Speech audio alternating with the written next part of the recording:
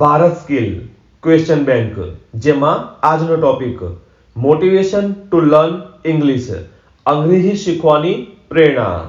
જેમાં English is a ખાલી જગ્યા લેંગ્વેજ, એટલે કે અંગ્રેજી એ ખાલી જગ્યા ભાષા છે. Option A common, B day, C night, D evening. અહીંયા સાચો જવાબ option A common.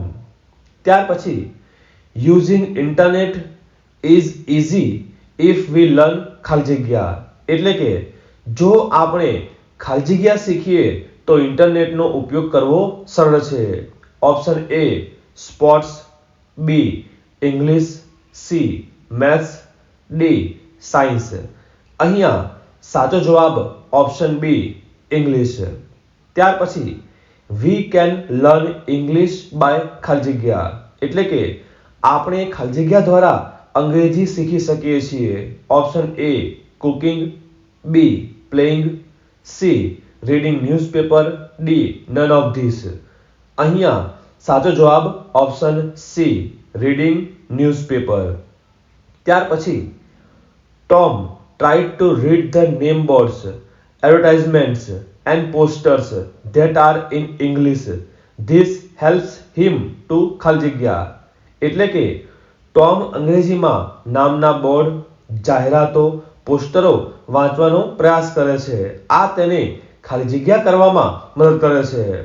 Option A play, B friends, C D improve his English. અહીંયા સાચો જવાબ option D improve his English.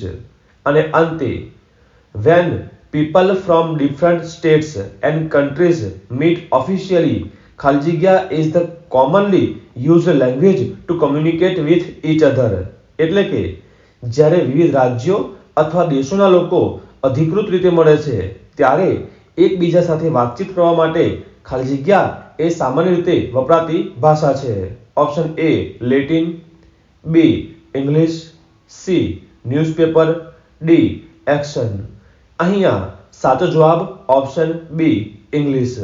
આવા જ એમ્પ્લોયબિલિટી સ્કિલ્સ સંલગ્ન તમામ ટોપિકની પ્રશ્ન બેંકો માટે સબસ્ક્રાઇબ કરો. જલ્દી મળીશું નવા વિડીયોમાં.